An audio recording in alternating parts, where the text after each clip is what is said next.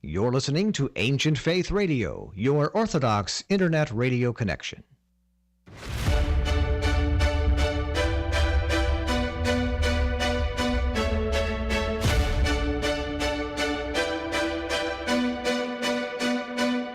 Welcome to Live with the Louhs with your hosts, Father Nicholas and Dr. Roxanne Louh, where we will connect our Orthodox faith to day-to-day living and relationships to our family, our work, and our view of ourselves. Father Nicholas is the priest at St. John the Divine Greek Orthodox Church in Jacksonville, and Dr. Roxanne is a licensed clinical psychologist who uses her extensive training in private practice. Questions are welcome by calling 855-237-2346. That's 855-237-2346. Here now is Father Nicholas and Dr. Roxanne. Well, good evening, everyone, and welcome to Live with the Louhs. My name is Dr. Roxanne, and I'm a clinical psychologist right here in Jacksonville, Florida. Together, my husband, Father Nicholas, and I both serve the church, St. John the Divine Greek Orthodox Church, right here in Jacksonville. And tonight, Father Nicholas is actually away. He's at Archdiocese meetings in Michigan, so he'll hopefully be tuning in if he gets a chance between his flights, and he'll be back with us, of course, next week. For those of you who are tuning in possibly for the first time, Live with the Louhs is a show that really merges faith and psychology to really help you in your walk of faith with practical and relevant tools for just everyday struggles that we all face. We broadcast every week on Tuesdays from 8 to 9 p.m. Eastern Time right here on Ancient Faith. And before we dive into tonight's topic, we want to encourage you to stay connected to us by joining our social media pages. We're on Facebook, Twitter, Instagram, and YouTube, all under the headings of The Louhs, and that's spelled Louhs, The Louhs. Our show is currently being broadcast on the Louhs Facebook page as well as Ancient Faith's Facebook page. So if you have questions, feel free to write us in right there in the comment line, and we'll try to get to those. We monitor it throughout the show. And if you're listening to tonight's topic and it speaks to you, go ahead and jump on our website at thelouhs.com, and you can subscribe to our inspirational messages. We write them every single weekday, Monday through Friday, and they land in your inbox right at 7 a.m. All you have to do is jump on our website, go to the link for subscribe, put in your email address, and every day we'll send you hopefully what we would deem a relevant topic for some struggle that you or somebody that you know has probably dealt with or is dealing with that day. We've found that this ministry is just growing beyond measure, possibly just because of life being so hard across the globe. So feel free to share that link with your friends and family. You never know who's in need of hearing that message that day. We also want to invite you tonight to join the conversation. We love to hear from you. You can call us with questions at 1-855-237-2346. Again, that number, if you have a pen, is 1-855-237-2346. You can also email us throughout the show at ask@ancientfaith.com. And as I mentioned, we are on streaming live on Facebook, and you can feel free to write in your topics right there in the comment line. So back in February, we did a show on divorce and separation. And as you can imagine, we had a tremendous response to that show's topic. So we really wanted to continue that conversation. We could have spoken to these three lovely speakers for 3 hours, and it probably would not have been enough. The statistics that we shared on that show, every 13 seconds, a divorce is taking place in our country. There's a tremendous amount of people who are in unhappy marriages who don't know how to walk away, don't know when to walk away, and would tell you today that they could choose to go a different route and marry somebody different, that they would. Numbers show that those numbers are upwards of 35 to 50% of couples in marriages today. People struggle with the stability of leaving, the familiarity of a relationship, whether healthy or not knowing how to navigate finances or children. They're not really sure how and when to walk away due to so many factors, just like those. And for people who do divorce, many people would argue that divorce is a death, and it is a death, moving from one chapter of our lives to another.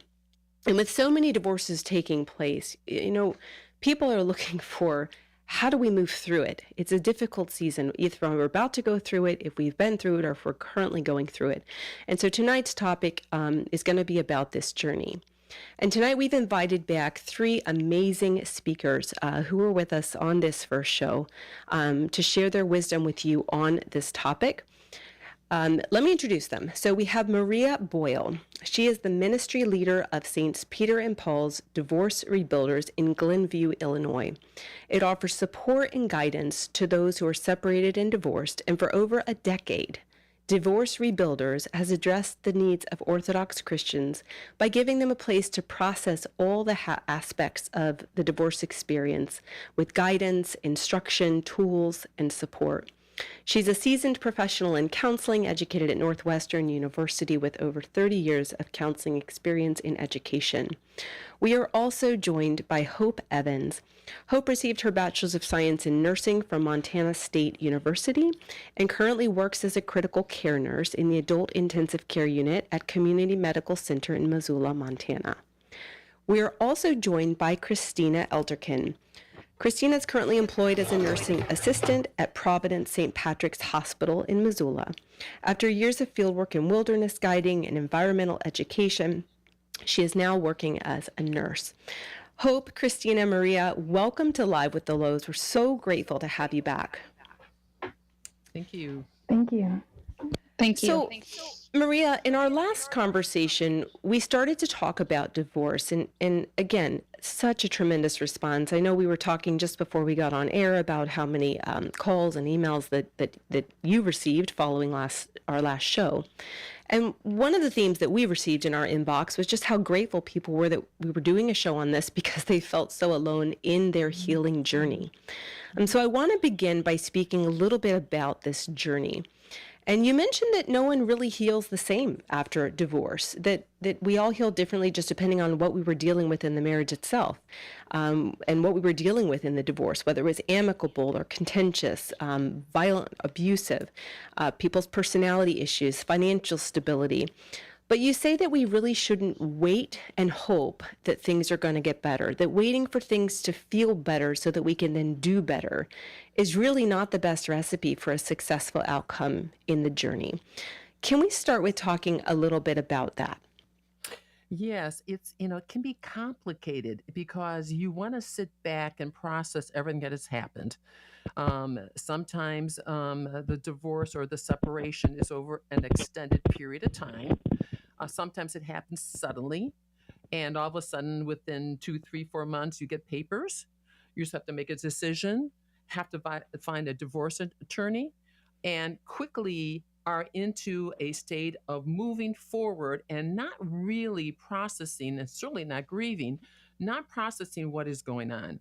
And you're absolutely correct. Everybody goes through divorce differently and heals after divorce differently. Their personality, their outlook in life, how important marriage was to them, how much in love they were with this person, how important is a marriage, how important was the financial support and security that marriage gave, both not only financially but also psychologically, the ages of the children. And again, were you blindsided by this? Did you see it coming? Was there time that you took steps? And there are some good amicable divorces that occur. But even with amicable divorces, the healing process in it itself takes its time, takes its toll. And you don't, what can I say? It's not like a loss of a spouse. In fact, you're not a widow or widower in which sometimes you think, okay, I had this wonderful life. This person loved me. I love them. They're no longer part of my life. But the other aspects of your life are intact. Your children are there. Your house is there. Financial stability is there. The relatives are there. You're getting meals every day. You're getting flowers. You're getting phone calls. There's a lot of support. And of course, the liturgy, the service, the funeral, the wake, all this support is not there for divorce. And there's not there for separated people. In fact, people are going to avoid you, not because necessarily they don't want to be near it. They don't know what to say. They don't know if they should intrude, ask questions, and then at what point you say, I'm glad I'm not being asked a lot of questions. But after a while, you go, how come people don't care?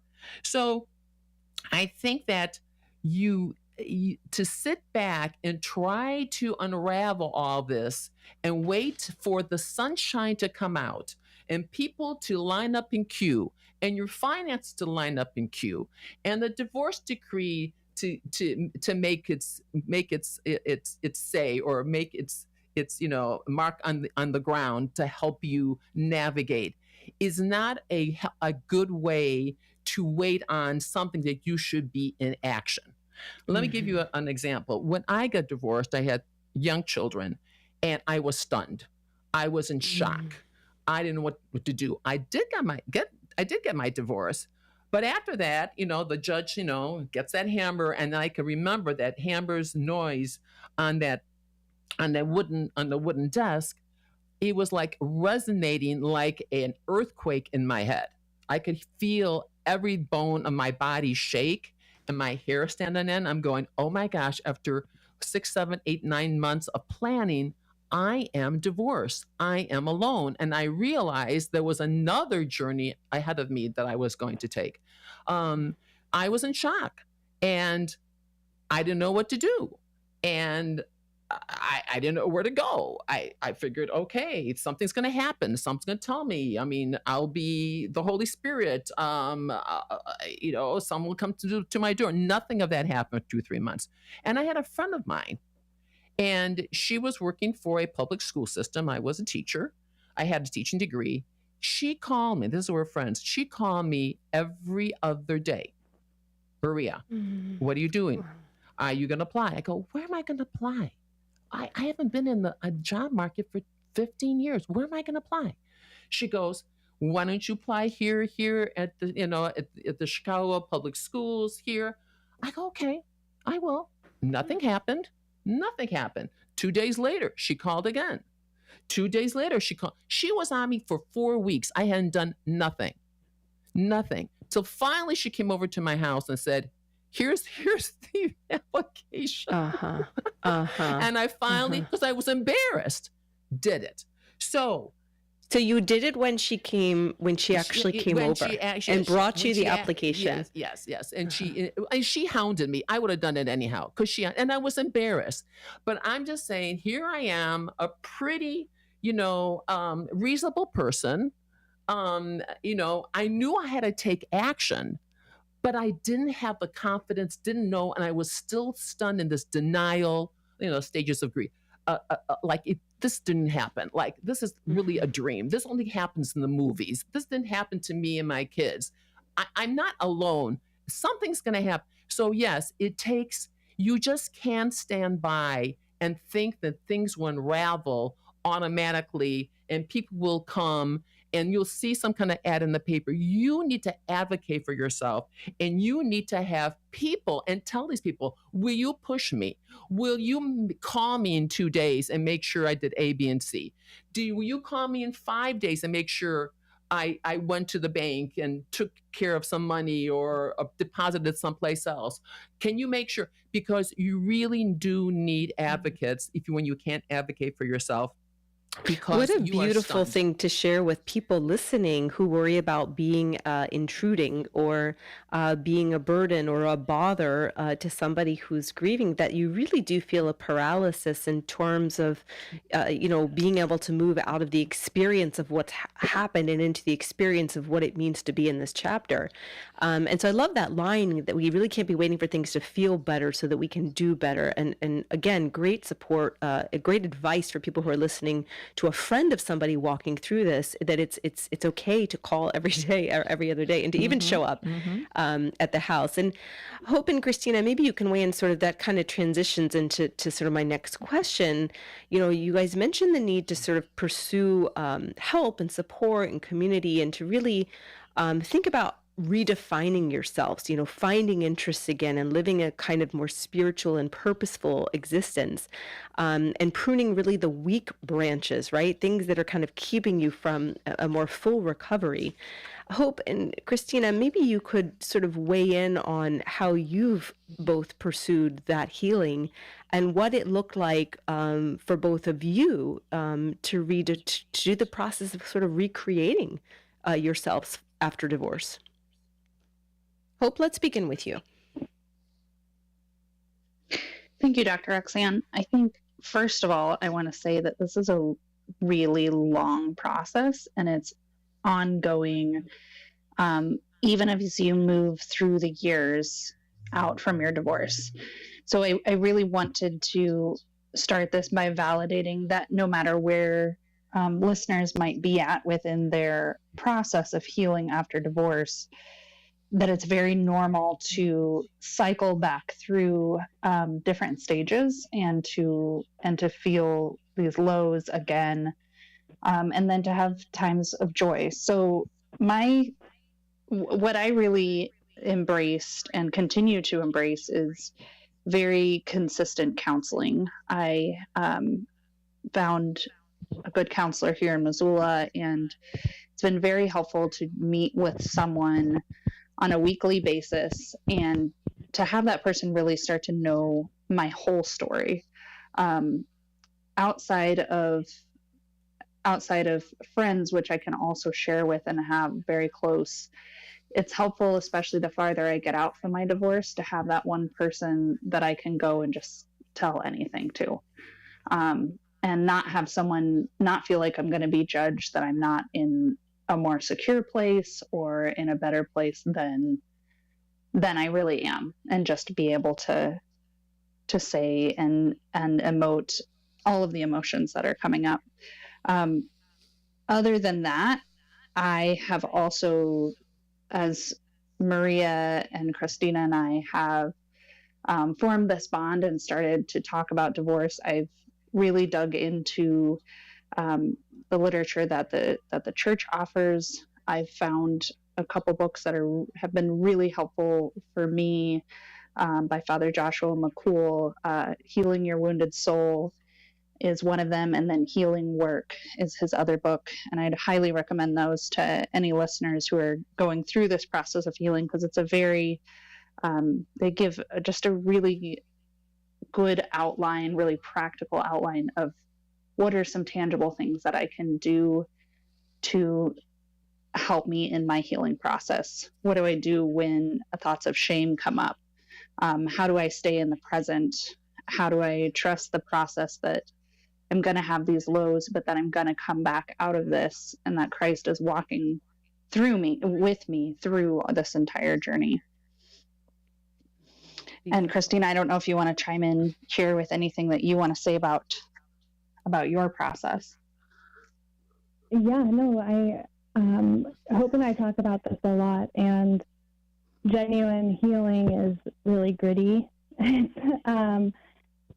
Often it feels like you're going upstream and you're going against the current, and there's waves and rocks to navigate. And so I think that a comfort for me, seeing a consistent therapist, connecting with friends and family, that reground me into who I am as my most authentic self, and then, taking it just one day at a time. Like Hope said, there's resurgence of feelings and emotions, and all of that's really natural, and really just through the grace and love of God that, we are experiencing a change of heart and going through this. And we understand that metanoia, that meaning is of repentance, that it's an opportunity every day. And so for me, in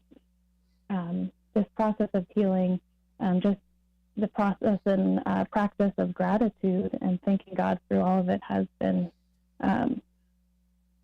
it's helped me suffer through those very hard times.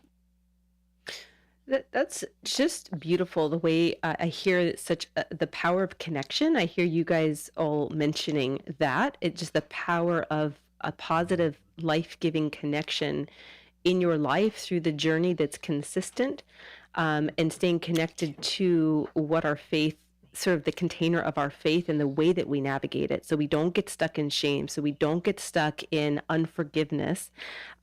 Because, something that I see sort of I guess in my neck of the woods is the people who are really struggling with anger about the injustices that have occurred both in the marriage and through the process of divorce. And, what I see is a robbing of identity, that, who somebody was prior to the divorce is really completely transformed and overtaken by the divorce itself, and that becomes the identity, and that's all that they can, sort of think about it. It becomes what defines them, what defines what they think about and what they're angry about and what they're gonna, do. And I see sort of almost the person fading away, and I can. And it's just such raw emotion that, you want to bring the person back, but you can also see how raw and overtaking the emotion of the process really is, how much of their identity it robs. And so, it's really just helpful to hear you all, talk about the power of connection and the power of the faith to kind of keep the person of who you are alive, as we walk through the process, and don't let divorce sort of redefine who we are. Of course, it's going to define a portion of who we are, but we don't want it to kind of overtake who we are, all the things that, our interests, our purpose, our meaning, our strengths, all the things that we still have, post-divorce. We have them pre-divorce and post-divorce.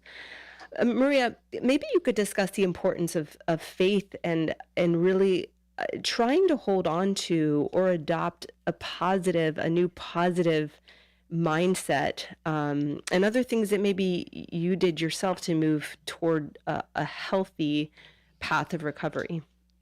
Yeah, Dr. Roxanne, I really liked that kind of example of people who are stuck in anger and resentment and despair. And I'm thinking about that, and I feel for that, for our brothers and sisters who are there. And I know how you can get to that place, because you feel like you didn't, there's betrayal, and you didn't get married incredible. for this reason, and you took the sacrament of marriage very seriously, and you put 160% all that time, and this person didn't value that, and he or she didn't hold it, and wasn't a precious entity. And what happens when you get into anger and resentment, you're taking on the worst one of the worst aspects of that other spouse, and you put it on you. In other words, you're seeing what they're doing and saying, okay, they did this to me, and now you're doing this to yourself. So you are in a place in which you're not valuing yourself. You're not valuing yourself. You're not putting yourself in a good place to feel healthy. You're not forgiving yourself. You're not forgiving that other person. You're not saying that maybe God has a better place for me to go. You don't understand that this life and this world is about suffering. Christ didn't come in this world to say, you know what? Here I am. No more suffering. In fact, he allowed suffering to happen. He did miracles to undo that, to show his power, that he was from the Lord Almighty, his Father. But he saw as part of the word. He didn't even guarantee we'd all be happy. But he does promise that he will be by our side, walking whatever that pathway, whatever those obstacles are, alongside us. And the important thing about spirituality is to read the Bible. And you may say, okay, I can't read the Bible. I've tried to read the Bible. Doesn't make sense. I go to church. I listen. I really can't integrate it every day. We're not saying you need to read the Bible entirely. I haven't read the Bible entirely, but you need to read aspects of it to get what it's all about. And if we know about the Old Testament and the New Testament, we know one thing. God in the Old Testament always did what he promised, always delivered what he promised to the Israelites, all the way through from Moses to Abraham, all the way through. His promises were good. Maybe not in the time period in which was expected, but his promises and his word was true. When Jesus was here, everything, and the prophets also, what they said in the Bible, the word, and what Jesus said in the Bible, and what he did, and his death, his humiliating, incomprehensible death to redeem us, to help us reconcile with the Lord, and his humiliating death, a painful death, all his promises were done to redeem us and to have, so we can have a relationship with them. So we have to be able to see that when you read the Bible in Power of Spirituality, and you know the word is golden, that God will deliver, that God is by your side. He's been there for people in the Old Testament. Christ was there for us in the New Testament. He's there right now. Then you become more encouraged, because if you stay in this place of anger and resentment, and you'll go into despair. And if you go into despair, you're not good for yourself. You're not good for others, and you're not aligning yourself with God's purpose. What does God have as a purpose for you? You're not giving that to yourself and to the world. So you want to make sure your life has purpose. And that means sometimes you've got to change your mindset and say to yourself, what has happened. God, Jesus, does not want me to be in this rut. He did not mean for this to happen to me. This is the world, the fallen world. But I have an obligation to the God Almighty who made me, who created me, who breathed life in me, to the baptism I had, to go forward, because he wants me to go forward. He has something good for me on the other side. I think that's important to think about. Yeah, because, right, so God could have done everything himself, but he chose to use us as part of the plan, and we have these sort of free will choices, right? And what we do with our anger, I love what you're pointing out. We can sort of end up in despair, or we can be reminded of who we're called to be and what we owe back to God in terms of, you gave us life, and now what do we do with it as our gift back to you? And I think not losing sight of there's still work to do, that we have a relationship with other people. We have so much that he has planned for us. And if we fall into despair, the plan of the enemy really works well, because we don't do any of it. And exactly. And so I think remembering that obligation is important. Maybe, Christina, maybe you could start us off on this one. What can clergy be doing to support people in the healing journey through divorce? I think it's a wonderful question, and it's a trusted priest that earns that, those questions. I'm struggling in my marriage. What can I do, Father? I am especially, I want to share in my own journey that I was pretty nomadic, and so I needed to reach out. I recognized I needed to reach out to a spiritual guide. I had dove into Wounded by Love by Elder Porphyrios, and he says there's, the prayer of the heart is impossible without spiritual guidance. And so my heart was broken, and I thought I have to seek out some help here. And so, and without that, we don't. We want to be supported in our discernment and our understanding of what is my responsibility in this relationship. How do I take accountability? We mentioned the spiritual court in our last show, and I think, again, it's just what I was surprised by was that priests really do have a lot of wonderful words to share, and it is from the works of the Desert Fathers. It's the works of our elders, and our just the richness of the Orthodox literature. It really helps us to process how we are engaging in this journey of pain and love, and ultimately working towards our salvation. That's absolutely beautiful. And I do want to encourage, listeners, if you're hearing this conversation, you're hearing again about the power of connection, of community, of support, and of faith. And you need everyone on your team. And I Yeah. know a lot of people can be, sometimes hesitant to reach out, whether to counselors or to priests, and sometimes there's a level of shame, or I don't want anyone to know. And it is the way that we engage with the situations that we face that can derail our life in Christ. And so it is of utmost importance that we, connect in journeys just like this, where we start to, think in ways that that can hurt us and hurt our purpose. If we don't have, if we're not engaging with our clergy, we may not be engaging with the voice of Christ in the way that we talk to ourselves about it as well. So I love what you're sharing. And I do want to just sort of talk a little bit about, martyrdom and sacrifice within a marriage, and really how we reconcile our faith with the notion of divorce, because this is also something that I run into, quite a bit with people who are sticking out, an unhealthy marriage for the long haul, or aren't sure if they can leave, how they leave, shouldn't I stay, and I think this is the pink elephant in the room that everyone sort of doesn't talk about, is sort of like the question of faith encouraging, a kind of martyrdom in marriage.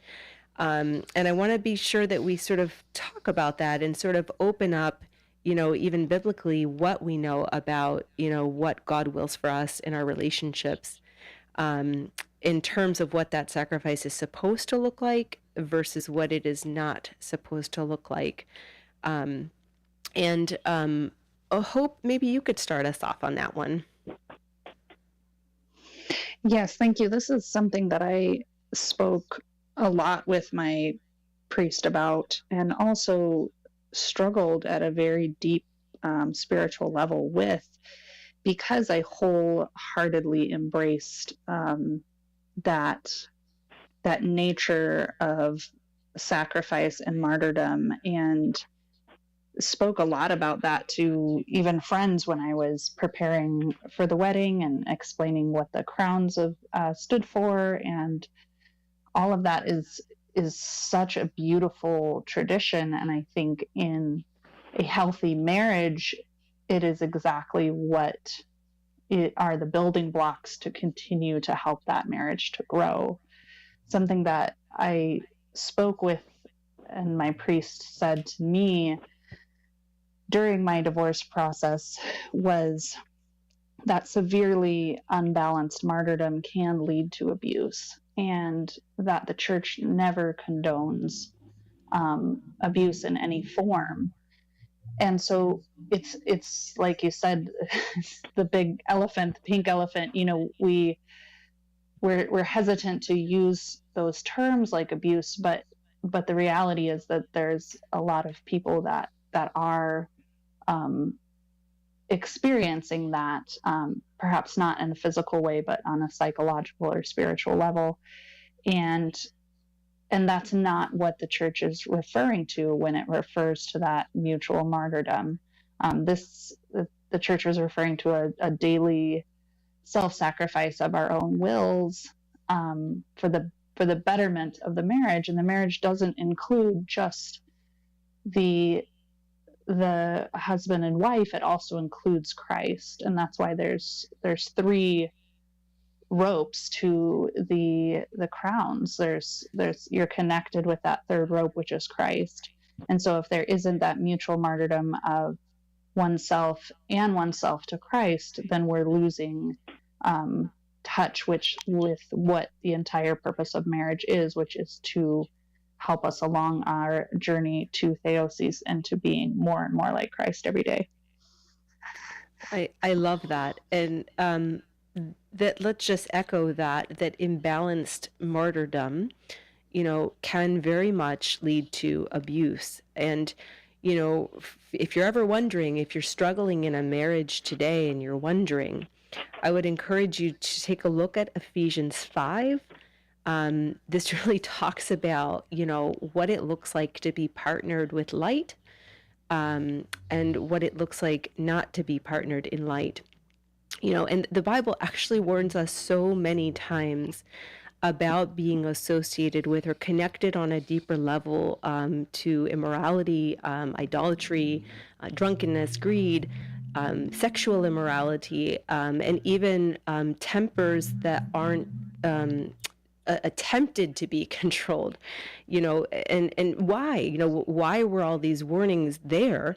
I mean, really because of our own fault, right? The longer we sort of stay in these situations, we put ourselves at risk, sort of as Solomon says, we put ourselves at risk for becoming these ways ourselves, and so for internalizing so much of it. And, if we think about our life in terms of theosis and really, really trying to live our lives as as a sanctifying process to get closer and closer to who we're supposed to be, staying in relationships like that is not good for the salvation of our partner, because we're enabling and saying it's okay and encouraging it, but it's also not good for our own salvation. So I do think it's important to listen to the voice of what our faith would actually be saying. I want to go to a question that we got through SpeakPipe, and let's hear from Brian.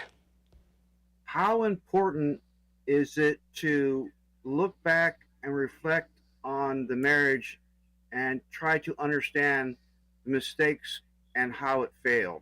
Thank you. What a great question. Maria, maybe you could open us up on this. How much time, should people spend looking back at the why, at the what went wrong? I think it's important to reflect back, to look back and to see what the marriage was like. There's no perfect marriage, right? There are no perfect marriage because we're not perfect people. However, it's good to reflect back and just to take a look, to analyze, to see. If I think it's important to do it with guided help, with a therapist, with your priest, to make sure that you don't end up taking the weight of responsibility all on yourself. It's too much it's too much for you by yourself to take the burden on without another objective point of view to sort of show you things, guide you through that pathway. Because yes, you were part of the marriage and the other person was part of the marriage, and together this didn't happen. The dismantling of the marriage didn't happen just because of one person. There's two people. And I remember that one pastor told me some time ago that even if you had nothing to do with the outcome of the marriage, divorce, you have to at least take responsibility for naivete. And that always held in with me, naivete, which means you weren't present to see things were going on, and perhaps, I could have been in denial or whoever it was, but so there's always a good place to be reflective. However, you don't want to be in a place in which you're going to what ifs, take all the responsibility on you. You don't want to be ruminating and stopping you from going forward in your life. Mm-hmm. Mm-hmm. Yeah. Go ahead. I would just add to that awareness, that self-awareness, that you're really taking a self-inventory of your spiritual, relational, physical, mindful well-being, and that's a ownership as well. Absolutely. I mean, I would sort of say that so much self-compassion is needed here. I do find people sort of, self-disparaging, what's wrong with me that I wasn't enough for him or her to stay. And so I do hear that often. I also hear, why me? Why is this happening to me? Why do horrible things happen like this to me? Will things ever be different? Am I going to be alone forever? Seems to be a place that, we land. in this journey. So, and also, like I said, the resentment and the, so not having compassion for even the offending partner, and so I do think compassion, whether toward ourselves and toward the offending person in the marriage, is important, because, most people have a story behind what happened to you, and it doesn't always involve you. And that's something that I've, seen, that there's sort of a lifetime of storyline behind why people do what they do. And if we can think that way with that container, sometimes that compassion helps us move on from the anger, too, that we kind of get stuck marinating in, and that also was I not good enough, because it isn't always about us. As terms as to why people aren't able to kind of navigate a healthy relationship. There's so many variables involved in being able to do relationship well. We talk about it like it's very simple, but it's so complex. It is so complex. I sometimes I wish I had knowledge of relationship at the beginning of my relationship that I have now, and probably a decade from now I'll feel the same way. But there's so much growth and learning that we have in relationship that we don't have at the beginning, and they're just not easy. So I want to sort of, I know you guys mentioned this a little bit too, sort of about how lay people can support those in the healing process, because I think sometimes, and we mentioned this at the beginning, people don't always know how to help, what to say. Do we still, include you, if we were couple friends, do we still include the single spouse now? I mean, these are real questions that I think I hear people asking who are on the other side of the divorced friend, and, not knowing how to support, what can we do that makes that person comfortable? And one of you, please weigh in. I don't know who to direct to next, but I want to hear from all of you on this. Like, what can people do? What made you feel comfortable after divorce?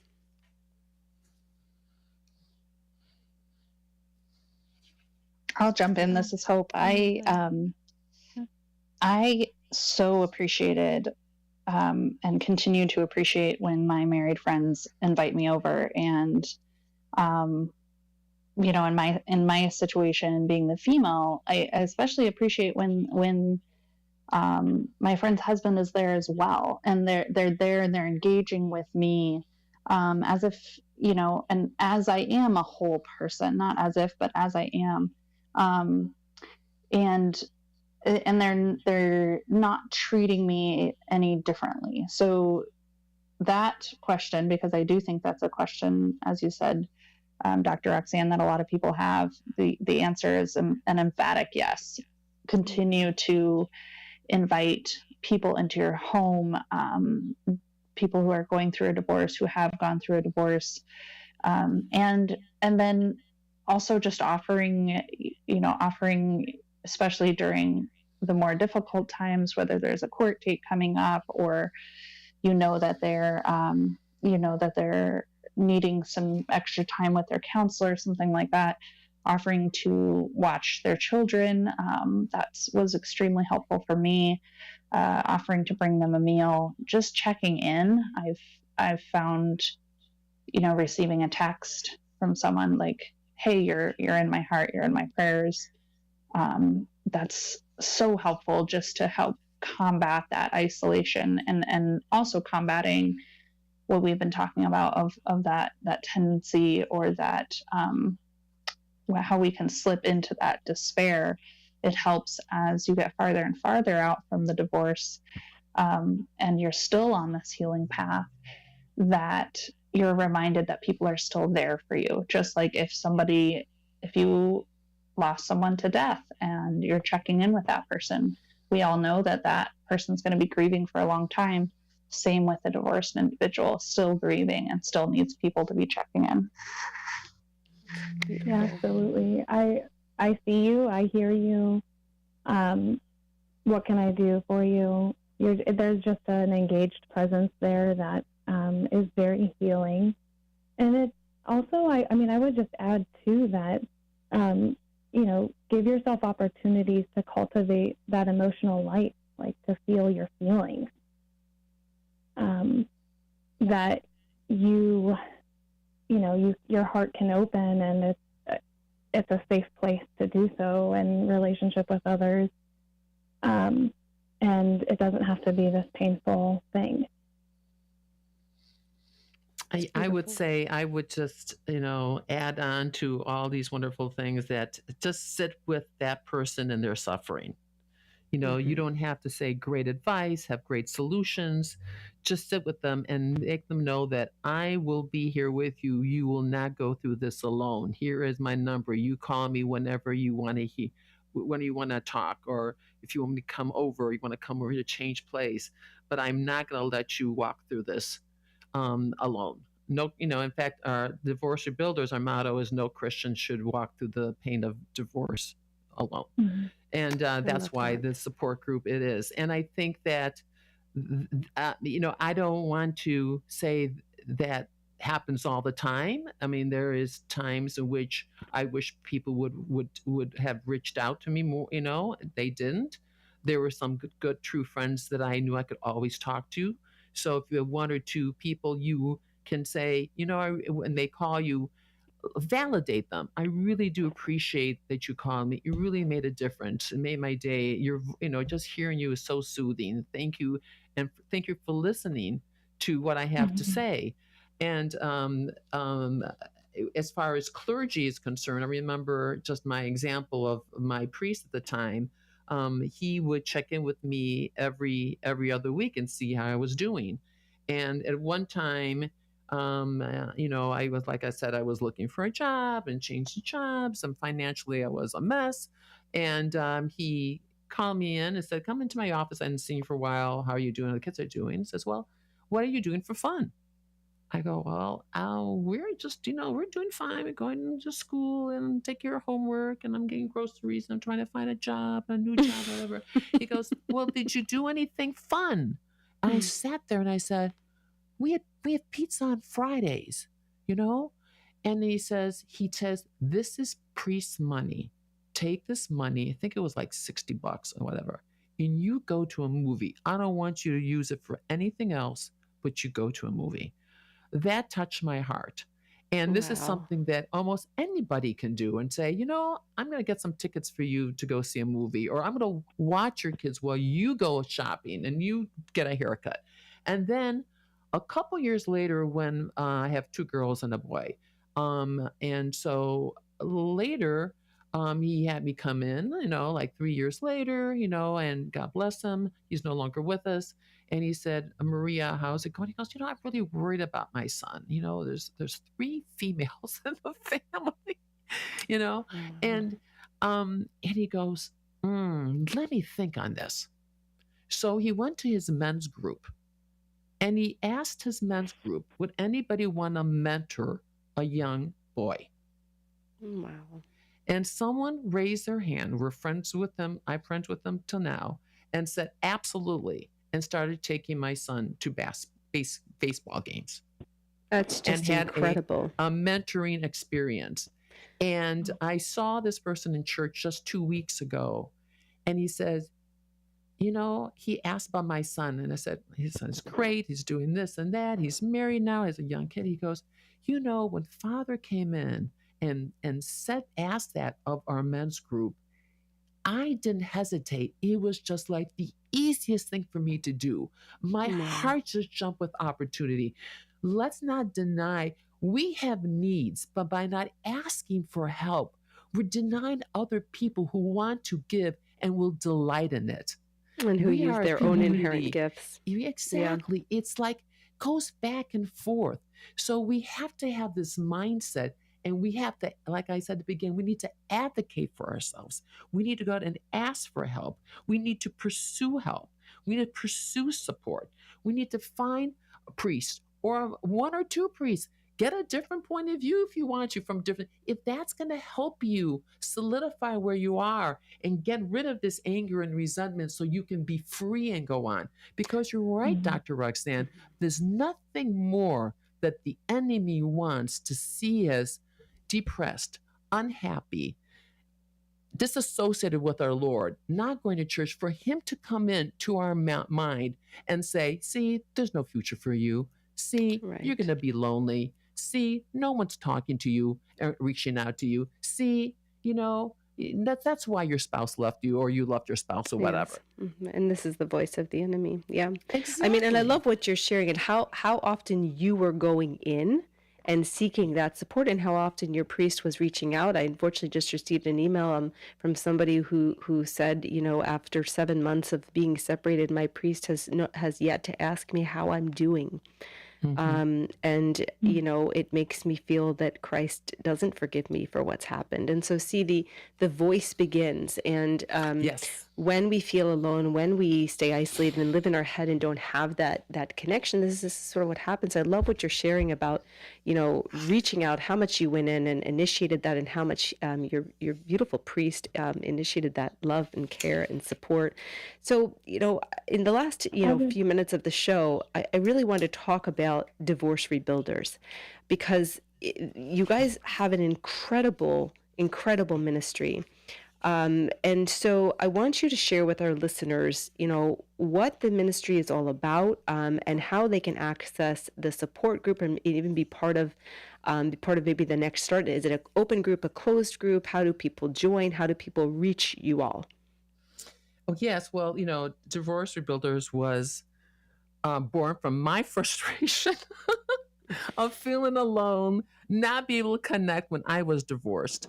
And I was saying, I'm Orthodox, and I was going to support groups that were Catholic or Protestant. And that was wonderful and fine. It was very helpful, because I felt, okay, I'm not the only one, right? Other people feel like me. Other people have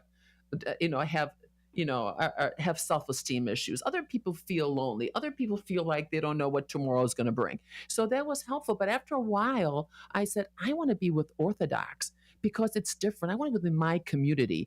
And so I really was praying to the Lord. And one day I was going through some difficulty. I almost lost my house a couple times, changed 6 jobs in 7 years to get myself. So it wasn't an easy road. For example, like Hope said, you have an X and Y axis, and the graph line doesn't go all the way up. It goes up and down and up and down and up and down. Just till you think you're grabbing on the rock, it goes down again. You just have to be steadfast, knowing that God has a purpose for you. And so I said to the Lord, in this time of turmoil, trying to get through and taking care of my kids and whatever, I said to the Lord, please, Lord, steady me, give me strength, steady my thoughts, make me not afraid, open opportunities, make me still so I can hear the Holy Spirit speak to me to what I should do. And if I get through this, I will give unto you. I will provide something back to you. And then one day, Dr. Roxanne, as I was going to some support groups or in and out, I said to myself, oh my gosh, I'm tired of these groups. I've got a counseling degree. I can do one myself. Wow. And if there's no Orthodox group, I can create one. In fact, I was leading one for a Protestant non-denominational church. I was leading one. I said, why don't I start one on my own? And that's how Divorce Rebuilder started. From my own need to have one, I'm saying other people need one too. And so we started with 3 people at St. Peter and Paul Church in Glenview, Illinois. And I felt, okay, this will be I think 3 or 4 people. And my priest at that time said, I showed him a curriculum. He didn't want to even look at the curriculum. Go ahead. He had a certificate in marriage and counseling. Okay. So he knew that was important. I guess he figured if I didn't do a good job, he'd hear about it. So maybe that was why he came. But it went well. And I go, okay. And then, all right. 6 months later, we did another one. We had like 8 people. The next year we had 10 people. The next year we had 15 people. The next year 20. And then I decided to go not only to my parish, but go to other churches in the Chicagoland area, South Side, West Side, whatever, and introduce myself to the priest there and said, we're coming. Okay. And I would have 4 or 5 people. We would get in a van and go to another parish to support those and show those what our divorce support group was all about. So now it's been 17 years. It's been 17 years. Wow, And 17 now years. 17 years. And I think probably 450, times people have visited. I have a crew of 20 people that always come, and we have new people that add on. Because of COVID, we not only do it at St. Peter Paul's Greek Orthodox Church in Glenview, Illinois, but we also do it virtually as well. So people from New York, people from St. Louis, other people, which is wonderful, can join us. And a lot of the emails that I got since our last podcast with about coping with divorce came with people who wanted to join the Divorce Rebuilders Support Group, which will be starting again in October. And I Googled it, and believe if you look under Divorce Rebuilder Support Group, it comes up at St. Peter Paul Greek Orthodox Church. Okay. I don't know how it happens, with a description that I had written from my church ministry website. And it talks about a little bit about what it's about, the curriculum. So you can look under Divorce Rebuilders Support Group, or you can go to St. Peter and Paul Greek Orthodox Church, or you can go to Divorce Rebuilders at ssppglenview.org. But if you go and Google Divorce Rebuilder Support Group, it will take you to this St. Peter Paul Greek Orthodox Church. Beautiful. And the next one is starting in October, correct? In October. We do it in the fall and the winter of every year. Beautiful. And how many weeks is it? 6 weeks. 6 weeks. Beautiful. Beautiful. And in the last, 3 to 4 minutes of our show, I would just like to get a pearl of wisdom, from each of you. You've shared so much, not only for people journeying through, and I just thank you all for sharing, with such vulnerability and transparency, because that's not always something that we're exposed to in struggling times. And so I love that you're able to take off any mask that it would have been there, and to just kind of help people feel the comfort of knowing they're not alone. So in these final few minutes, if you could each give me about a minute pearl of wisdom for our listeners. Let's start with you, Hope.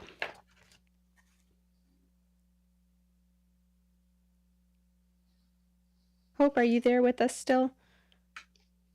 Sorry, yes, I'm here. I had muted myself.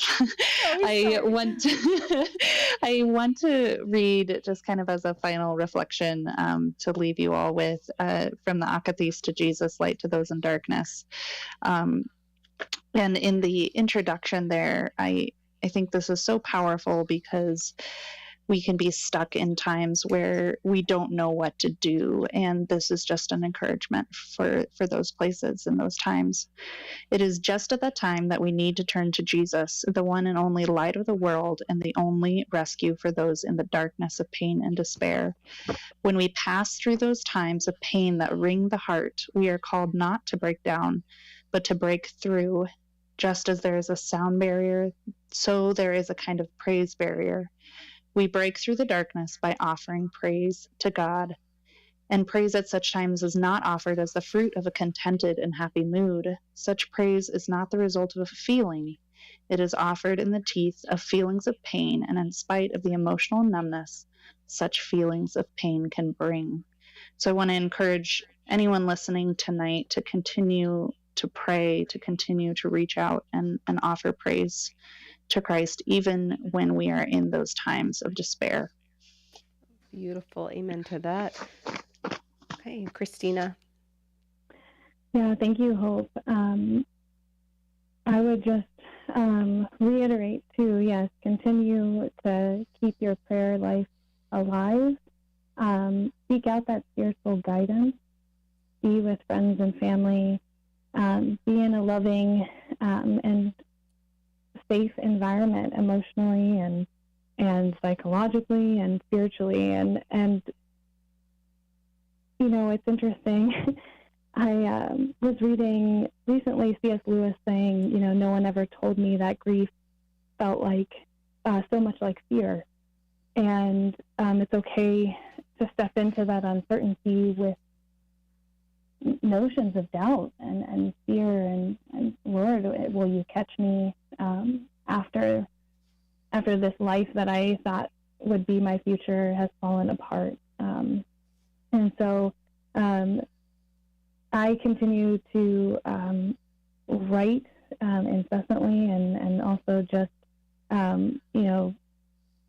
take advantage of resources. I wouldn't say like DIY therapy online, though that's available these days. Do seek out like in-person conversation as much as possible as well. And, stepping into acceptance looks different for everybody as we talk about that grief process. That may take reflection not only of who I was in the relationship, but who do I want to be now? And give yourself space to feel anger. What was needed in terms of like justice here, and then give that to God. How beautiful. Thank you so much for that. And Maria, I know we're just about out of time here, but a few second pearl of wisdom here.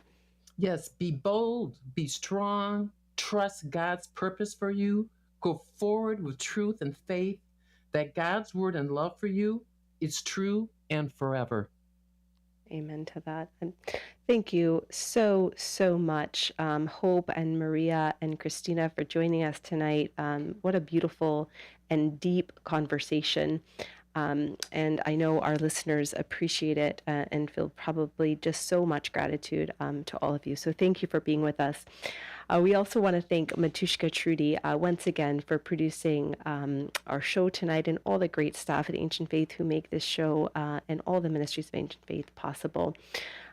We're grateful for you as our audience, and we look forward to next week. Father Nicholas will be back joining us on Live with the Louhs next Tuesday, 8 p.m. Eastern Time. Stay strong in your walk of faith. Father Nick and Dr. Roxanne are the authors of the book Renewing You, a priest, a psychologist, and a plan, which can be purchased at store.ancientfaith.com. Their daily inspirational messages can be found at thelouhs.com/subscribe. Be sure also to search for The Louhs on Facebook, Twitter, Instagram, and YouTube. Live with the Louhs is a listener-supported presentation of Ancient Faith Radio.